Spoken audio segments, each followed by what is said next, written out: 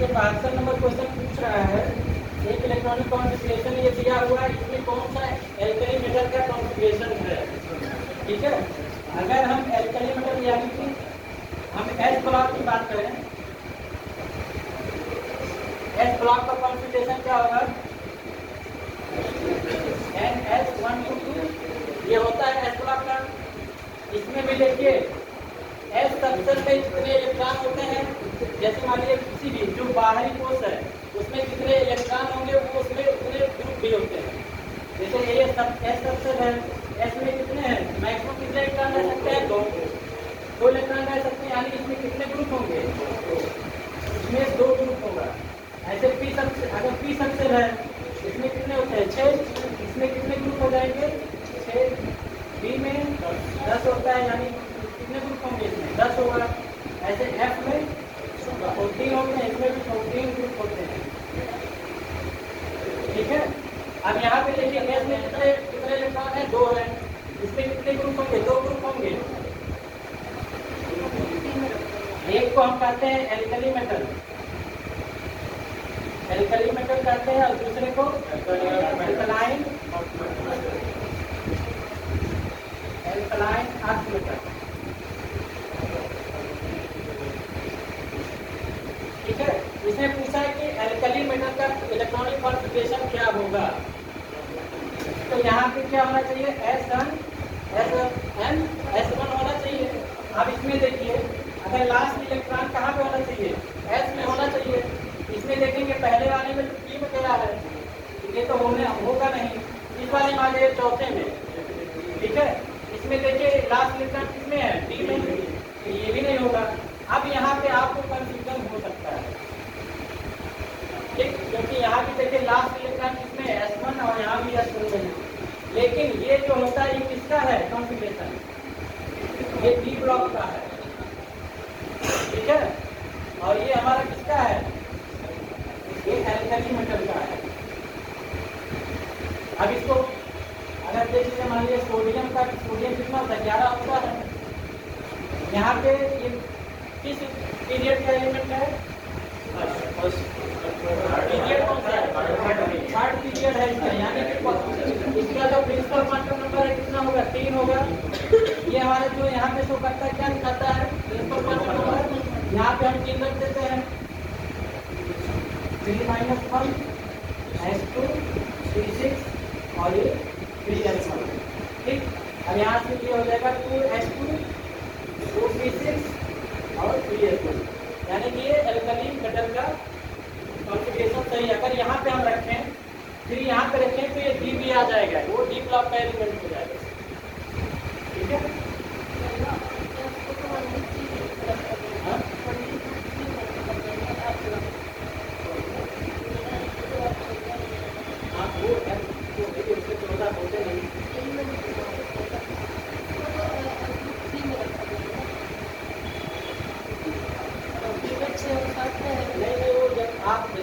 Last electron कितना होता है उसकी कुछ संख्या होता है। जब ये ब्लॉक में आप देखिए 14 होते हैं, आप जब भी देखिए ना 14 में ये क्या हो, इसमें ग्रुप जब देखेंगे ऊपर नीचे, जैसे ये हमारे जाता है लास्ट में नीचे रहता है। ठीक, और इसमें जो है ये है। आप ये जो ग्रुप की बात नहीं करते हैं, ये जैसे ये ऊपर यहाँ से ये हमारा 14, उसमें देखेंगे यहाँ ब्लॉक में 14 ग्रुप है।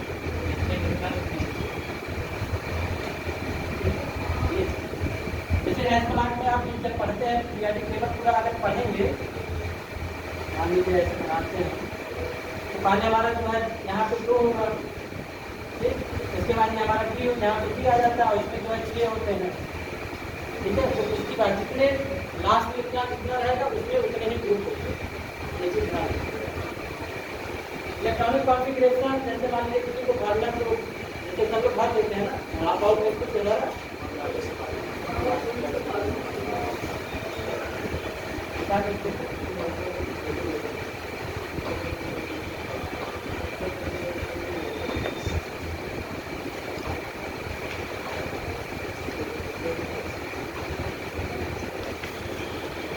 अगला क्वेश्चन देखिए,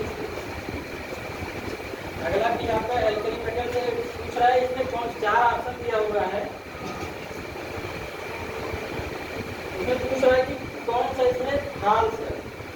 ऑफ एल्केली मेटल। इसमें देखिए जो पहला दिया हुआ है, lithium is the strongest reducing agent. Lithium is the strongest reducing agent.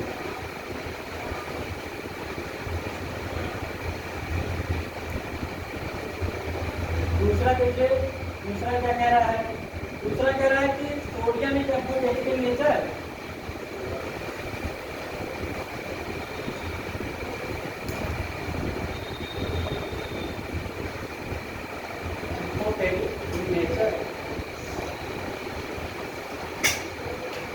तीसरा क्या कह रहा है? तीसरा कह रहा है कि लिथियम प्लस, जो लिथियम प्लस है वो एक्सेप्शनली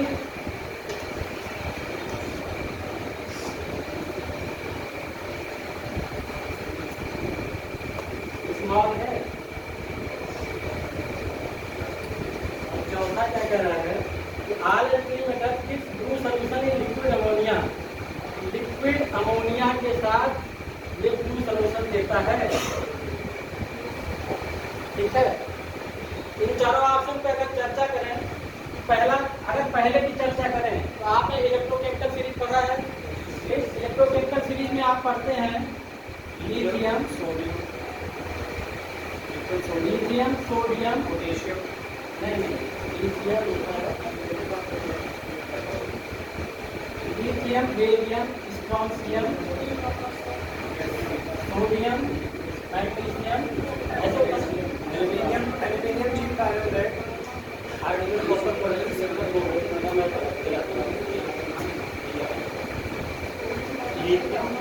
सोडियम होता है पहले, फिर पोटेशियम होता है, उसके बाद आपका बेरियम होता है, स्ट्रोंशियम होता है, उसके बाद कैल्शियम मैग्नीशियम, फिर सोडियम, फिर मैग्नीशियम। इसका जो होता है -3.05, इसका -2.97, ठीक है। इसका होता है -2.92, इसका होता है -2.89, ऐसे होता है। ठीक, अब आप देखिए ये वैल्यू यहाँ पे अगर ये निगेटिव में है तो सबसे छोटी है। हम नीचे जाते हैं, अगर हम कहें जैसे जैसे हम नीचे जाते हैं, ठीक, यहाँ पे आपको हाइड्रोजन मिलता है, इसका इसकी वैल्यू होती है कितना 0.00, ठीक है। ये हमारा क्या है? स्टैंडर्ड रिडक्शन पोटेंशियल, ठीक, स्टैंडर्ड रिडक्शन पोटेंशियल होता है। अब एक देखिए हाई एसआरपी, जिसका हाई एसआरपी होगा वो सबसे ज्यादा ऑक्सीडाइजिंग एजेंट होगा, वो मोर एसआरपी मोर ऑक्सीडाइजिंग एजेंट होगा। ऑक्सीडाइजिंग एजेंट, ठीक है। अगर ये लो है, लो एसआरपी, क्या होगा? High reducing agent, high reducing agent होगा, ठीक है। अब यहाँ पे देखिए, अगर लास्ट में आपका क्या आता है? क्लोरीन आता है, ठीक, जिसकी वैल्यू प्लस में रहता है, प्लस 2 पॉइंट समथिंग होता है, हाँ 2.87 के आसपास होता है। तो ये देखिए पॉजिटिव में वैल्यू है और ये निगेटिव में वैल्यू है। यहाँ पे रिडक्शन स्टैंडर्ड रिडक्शन पोटेंशियल क्या है? सबसे कम है। तो यहाँ देख लीजिए, अगर ये लो है तो क्या होगा? हाई रिड्यूसिंग एजेंट होगा। तो सोडियम हमारा कैसा बिहेव करेगा? यहाँ पे देखिए पहला जो दिया lithium is the strongest reducing agent. तो आखिर यहाँ से देख लीजिए, इसका क्या है? स्टैंडर्ड रिडक्शन पोटेंशियल हमारा सबसे कम है, इसलिए ये हमारा हाईएस्ट रिड्यूसिंग एजेंट का काम करेगा, ठीक है। दूसरे की बात करें, दूसरा भी देखिए, सोडियम क्या है? Sodium is amphoteric in nature. जो भी एल्कली मेटल होते हैं, मार्कर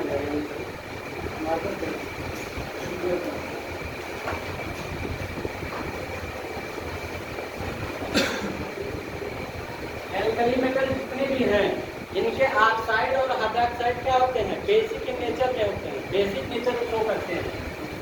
देखिए ऑक्साइड और हाइड्रोक्साइड क्या शो करते हैं, बेसिक नेचर शो करते हैं। ठीक है, तो सोडियम कैसा बिहेव करेगा, यहाँ सोडियम बेसिक नेचर बिहेव करेगा, एम्फोटेरिक नेचर यहाँ पे बिहेव ये नहीं करेगा। ठीक, पहला तो ये ऑप्शन सही है, सॉरी हाँ ये सही है, लेकिन ये गलत है। इसकी बात करें लिथियम प्लस की अगर बात करें,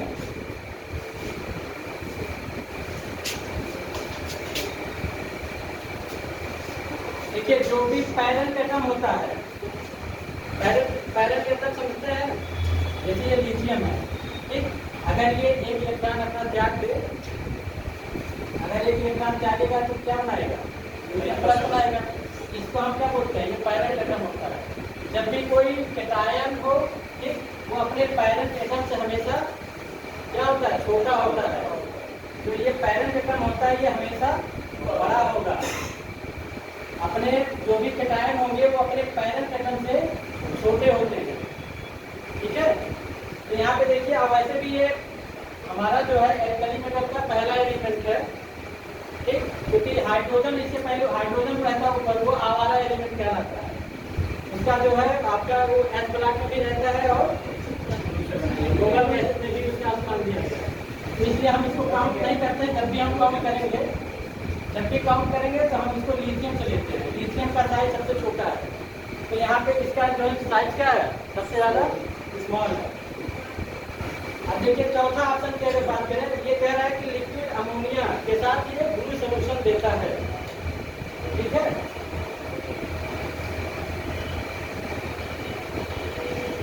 जितने भी एल्कली मेटल होते हैं उनका नेचर क्या होता है, अपना एक इलेक्ट्रॉन त्याग कर नोबल गैस का इलेक्ट्रॉनिक कॉन्फ़िगरेशन प्राप्त करना। ठीक, जैसे अगर ये सोडियम है, ठीक, ये क्या करना चाहेगा, अपना एक इलेक्ट्रॉन त्याग कर, ठीक, हमेशा जो है नोबल गैस का कॉन्फ़िगरेशन चाहेगा, स्टेबल होना चाहता है, क्योंकि ये अभी ये अनस्टेबल है।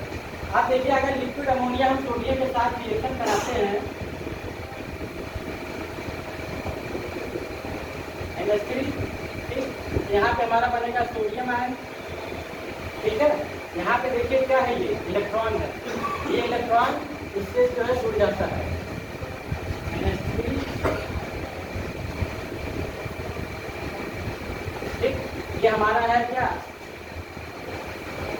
Ammoniated ion.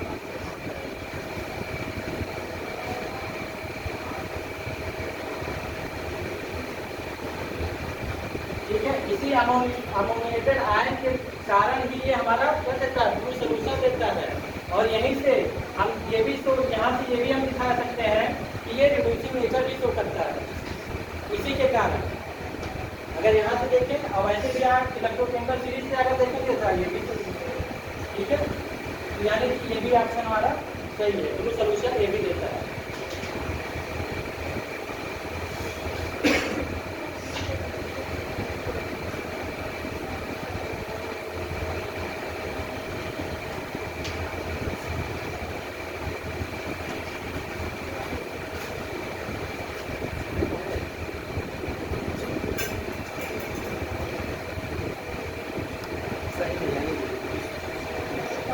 जब भी हम सोडियम को लिक्विड अमोनियम में घोलते हैं तो रिड्यूसिंग पावर हमारा इंक्रीज कर जाता है। ठीक है,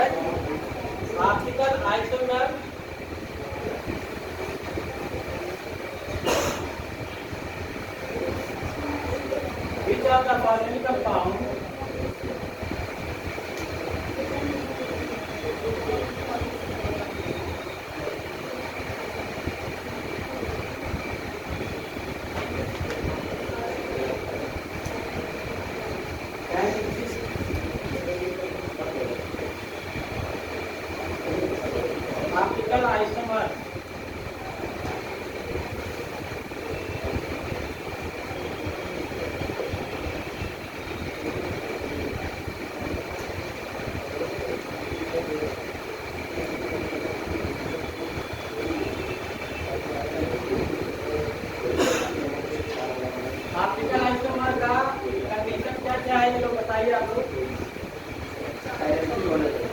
हाँ बताइए और बताइए। ठीक है, कार्बन कार्बन होना चाहिए।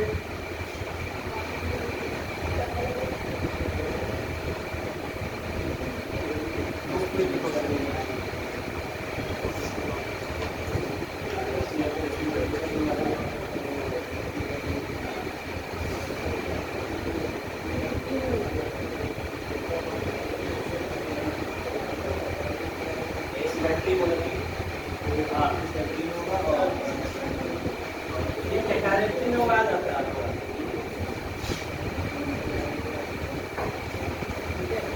यहाँ पे देखिए कि ओ एच दिया हुआ है, लेकिन ये ट्वेल्थ करने करवा है सी एच होगा। बताइए क्या क्या होगा। हाँ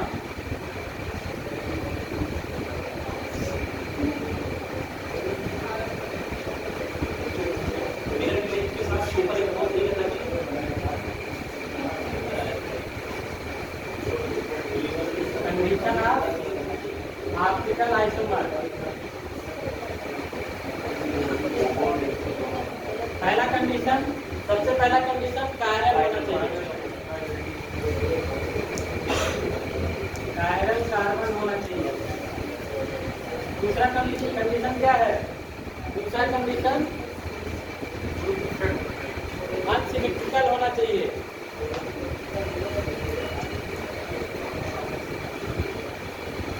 अनसिमेट्रिकल होना चाहिए। और तीसरा कंडीशन हमारा क्या चाहिए? Non super imposable on it's mirror image. ठीक है, नॉन सुपर इम्पोजेबल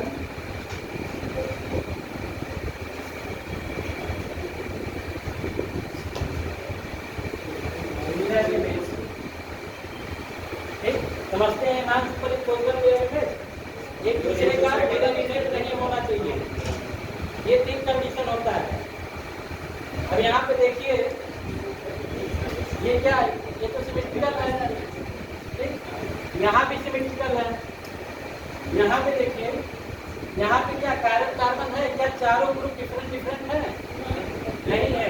ये CH3 और यहाँ पे CH3 दोनों जो है सेम हो जा रहा है। अगर इसकी बात करें, यहाँ पे देखिए ये दोनों क्या है? अलग अलग है। ठीक, हाँ उसमें ऑप्शन गलत दिया हुआ है। ये OH दोनों OH दे दिया, लेकिन अगर दोनों OH भी देगा तो कोई जो है कैरेक्टरिस्टिक होगी नहीं। कैरेक्टरिस्टिक जब होगी नहीं तो यानी कि ऑप्टिकल आइसोमर इसमें कोई नहीं शो करेगा। इसलिए या तो यहाँ पे कोई चेंज कर दें या तो यहाँ पे कोई चेंज करें, हो सकता है मिस। ठीक है, तो हम मान के चल रहे हैं कि जैसे OH से OH हो सकता है ये CH2 रहा हो। ठीक, तो यहाँ पे आपका क्या है? सॉरी ये गलत स्ट्रक्चर में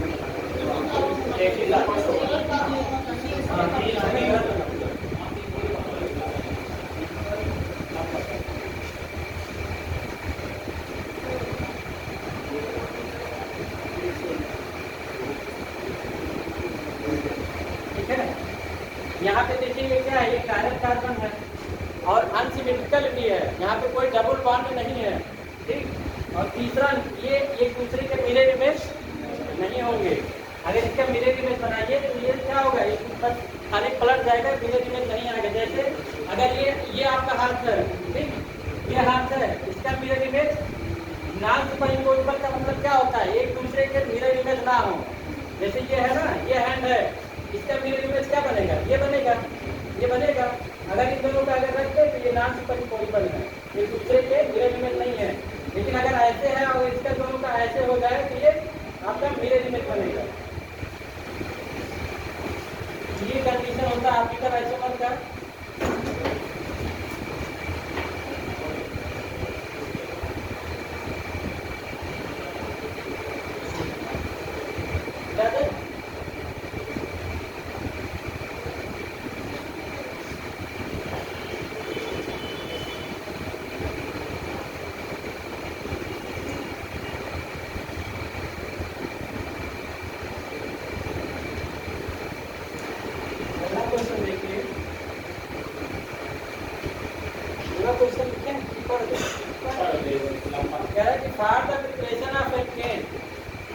concentrated aqueous solution of sodium or potassium salt, half a saturated carboxylic acid is subjected to.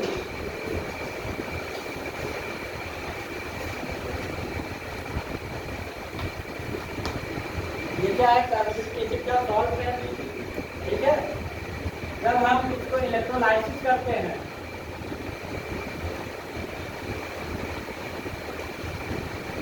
ठीक, इलेक्ट्रोलाइसिस करते हैं तो हमारा क्या बनता है? एल्केन मिलता है।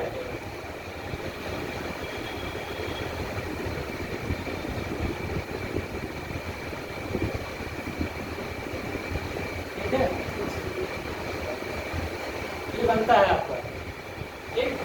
अब ये चीज देखिए, इसमें एक क्वेश्चन ये भी पूछता है कि एनोड पे क्या बनता है और कैथोड पे क्या बनता है। ये हमारे किससे बनेगा? किससे? ये एनोड पे बनता है और ये कैथोड पे प्राप्त होता है। क्वेश्चन ये पूछता है कि कैथोड पे क्या मिलेगा? हाइड्रोजन दे देगा, और जैसे एल्केन दे दिया, CO2 दे दिया, या कुछ और कोई दे दिया। तो ये क्वेश्चन पूछा है कई बार, इसको भी ध्यान में रखिएगा। इसका मैकेनिज्म को कराने की जरूरत नहीं है, क्योंकि फ्री रेडिकल मैकेनिज्म होता है, इसमें फ्री कराए नहीं है।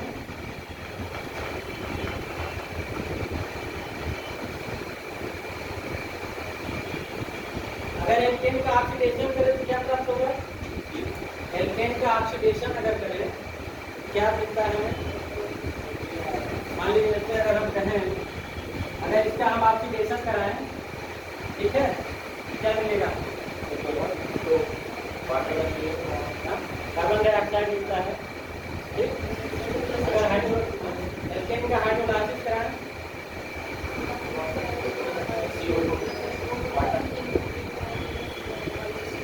हाइड्रोलाइसिस, अगर एल्केन का एल्केन प्राप्त करना तो हाइड्रोलाइसिस किससे कराते हैं? कैल्शियम कार्बाइड या अमोनियम कार्बाइड से कराते हैं, तो इसमें हमको एल्केन मिलता है। ये भी क्वेश्चन बहुत बड़ा है। एडिशन करा देंगे तो लेके कैल्शियम कार्बाइड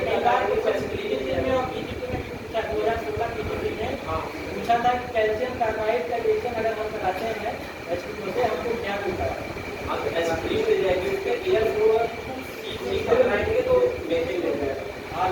जैसे अगर कैल्शियम कार्बाइड अगर ले लें तो हमारा यहाँ पे अगर इसका हाइड्रोलाइसिस कराएं, H2O से क्रिया कराते हैं, तो हमारा एसिड मिलता है, ठीक है, एसिड मिलता है।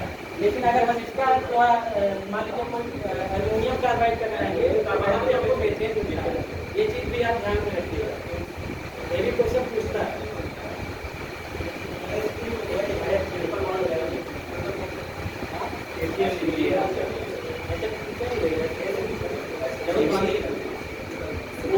स्ट्रक्चर का लगता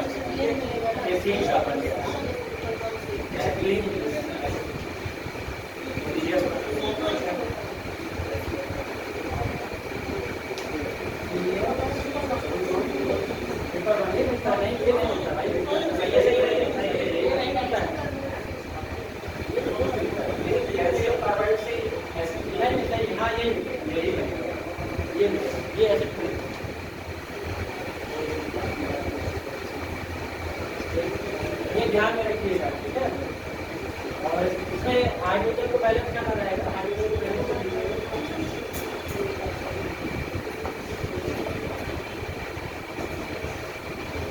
हमारा जो है आगे कैल्शियम हाइड्रोक्साइड बनता है।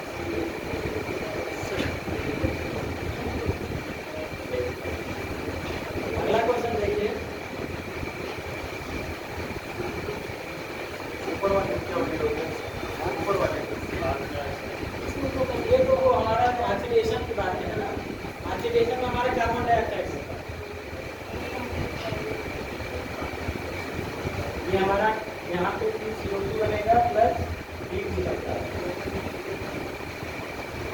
ऑक्सीडेशन, ये ऑक्सीडेशन है, ठीक है, ये हमारा हाइड्रोलाइसिस है, ठीक है। बैलेंस इसको जो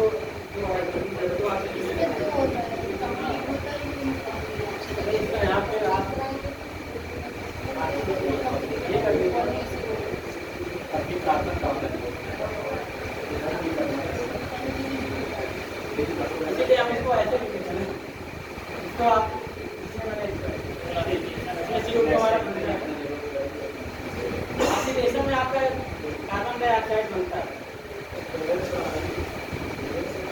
हाँ बैलेंस नहीं, मैं तो ऐसे बता रहा हूँ आपको ये बनता है।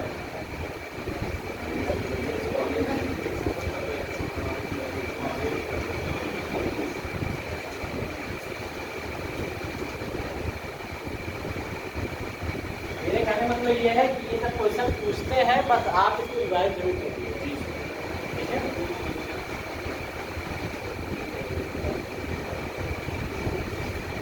ठीक है, यही सब छोटे छोटे क्वेश्चन पूछता है।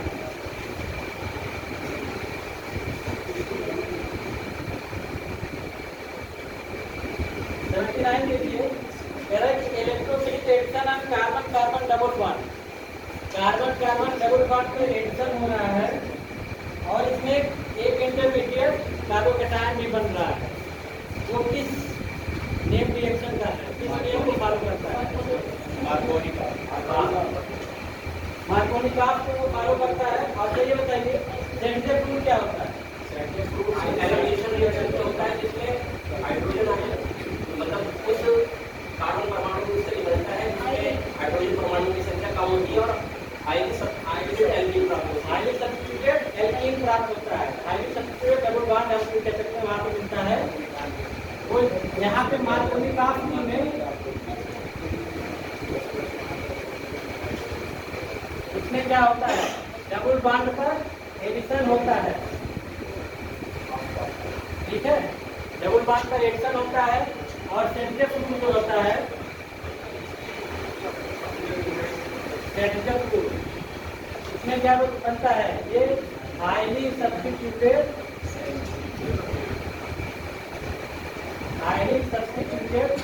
एल्कीन या डबल बॉन्ड प्राप्त होता है हमको, डबल बॉन्ड बनता है। ये दोनों में डिफरेंस है, ये दोनों एक दूसरे के विपरीत है। ठीक है, ये डिफरेंस है।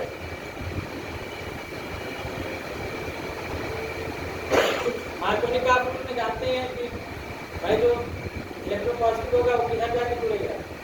यहाँ पे हाइड्रोजन हाँ वहाँ पे जुड़ेगा और नेगेटिव आयन वहाँ पे जाके जुड़ेगा जहाँ पे कम होगा। तो उसमें आपका ये मार्कोनिकॉफ रूल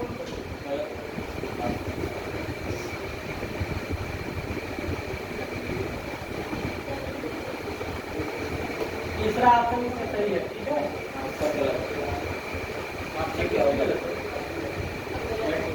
हाँ ऑप्शन गलत किया होगा लेकिन वो मार्कोनिकॉफ रूल है। ठीक है, तीसरा उसको सही कर दीजिएगा।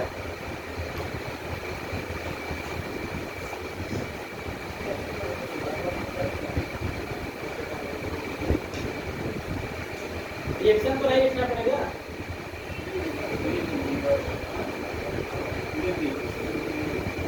जैसे मान लीजिए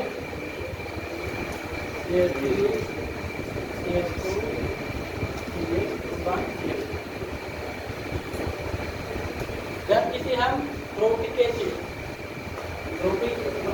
का मतलब क्या होता है?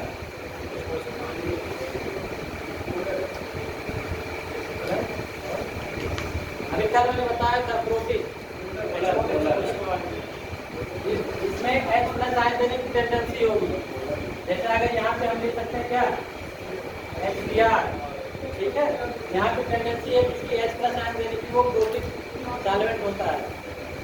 जब हम यहाँ पे कराते हैं रिएक्शन तो हमारा जो ये H+ है वो कहाँ पे जाके जुड़ेगा? यहाँ पे अगर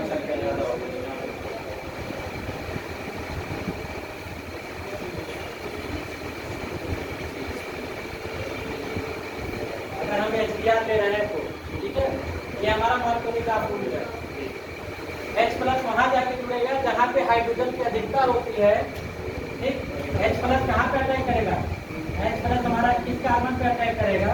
और जो ये है हमारा किस कार्बन पे अटैक करेगा? जहाँ पे हाइड्रोजन की कमी होती है। ये हमारा होता है कौन? Markovnikov rule. इसमें दो कंडीशन बनता है, एक कंडीशन और भी होता है। ये CH2CH2Br। ठीक है, ये हमारा मेजर बनता है, ये माइनर और ये माइनर प्रोडक्ट होता है। ठीक है,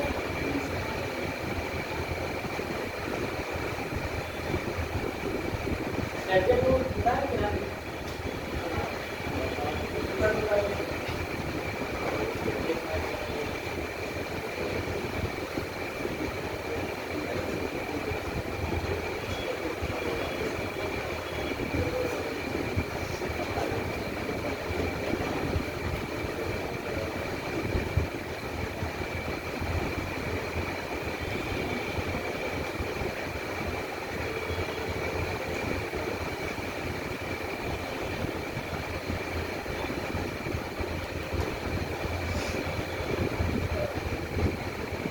यहाँ से हमारा दो कंडीशन बनेगा।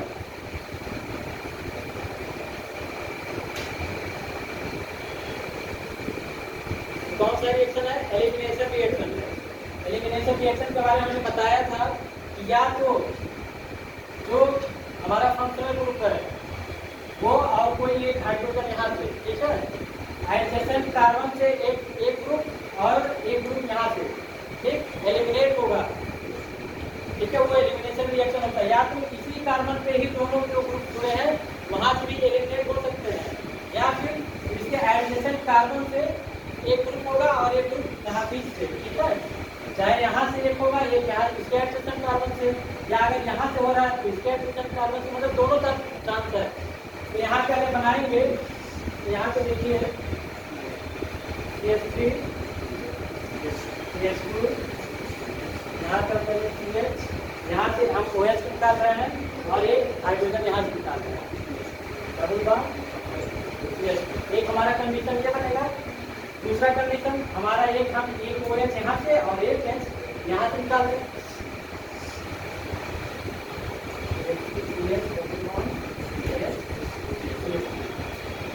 दो कंडीशन ये बनेगा, इसमें ये हमारा मेजर प्रोडक्ट बनता है और एक माइनर बनता है।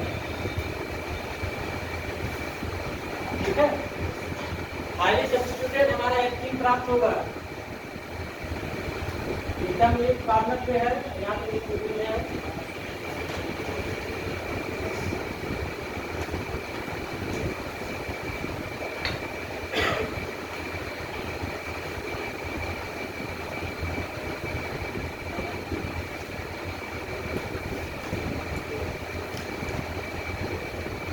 अगला क्वेश्चन देखिए, ethyl alcohol is industrial prepare from ethylene. Ethylene पे जब हम SuSO4 की रिएक्शन कराते हैं तो हमारा क्या प्राप्त होता है? एथिल अल्कोहल मिलता है। ठीक है,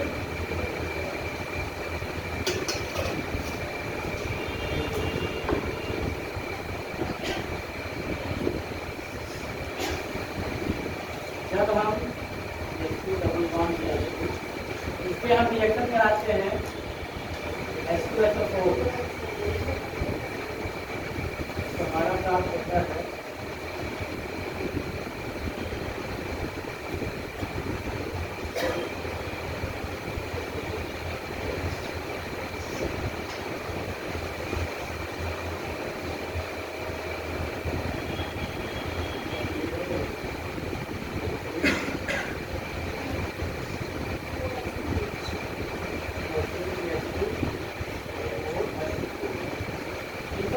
है। फिर हम जो है इसमें ब्रश करते हैं वाटर के साथ, हमारा प्राप्त होता है क्या? CH3 CH2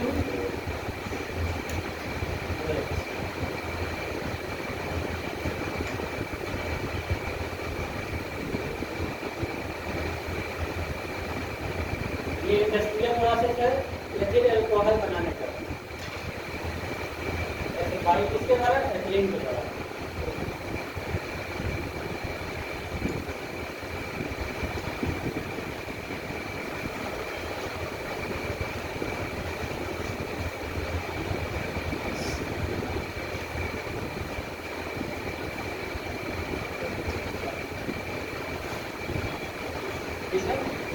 अगला देखिए,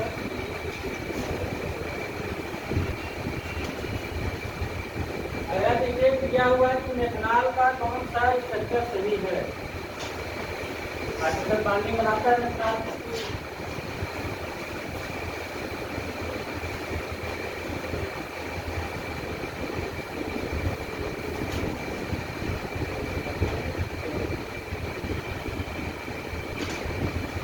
diamer of methanol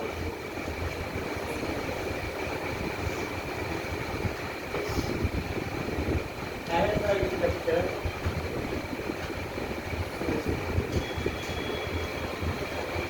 नीचे का पहला जो बना है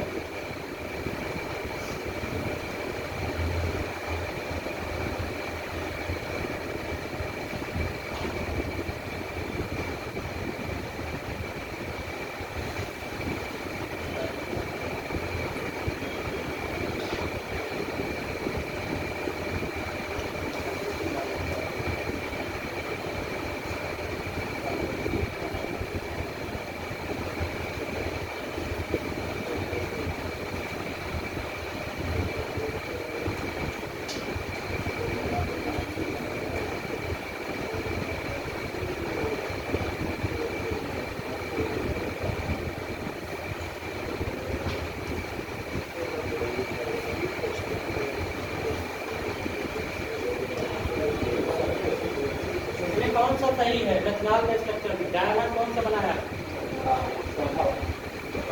चौथा है ये क्यों नहीं बना सकता पहला वाला क्यों नहीं बना सकता ये हाइड्रोजन बॉन्डिंग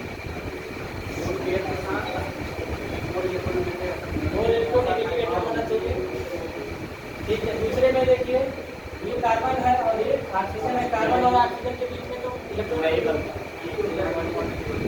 के बीच में क्या हाइड्रोजन बॉन्डिंग होता नहीं है ठीक कार्बन कार्बन के बीच में हाइड्रोजन बना है ये भी नहीं हाइड्रोजन बॉन्डिंग है हाइड्रोजन बॉन्डिंग किसके किसके बीच में होता है मोर इलेक्ट्रोनेगेटिव एटम जैसे नाइट्रोजन ऑक्सीजन क्लोरीन ठीक है इनके बीच में हाइड्रोजन बॉन्डिंग होगा हाइड्रोजन इन्हीं के बीच में हाइड्रोजन बॉन्डिंग बनाएगा यहाँ पे देखिए ये नॉन इलेक्ट्रोनेगेटिव एटम है और यहाँ पे ये हाइड्रोजन इन्हीं के साथ जो है ये हाइड्रोजन बॉन्डिंग बनाएगा कार्बन कार्बन के बीच में हाइड्रोजन बॉन्डिंग बनेगा नहीं कार्बन ऑक्सीजन के बीच में भी नहीं बनेगा और का ऑप्शन ये वाला सही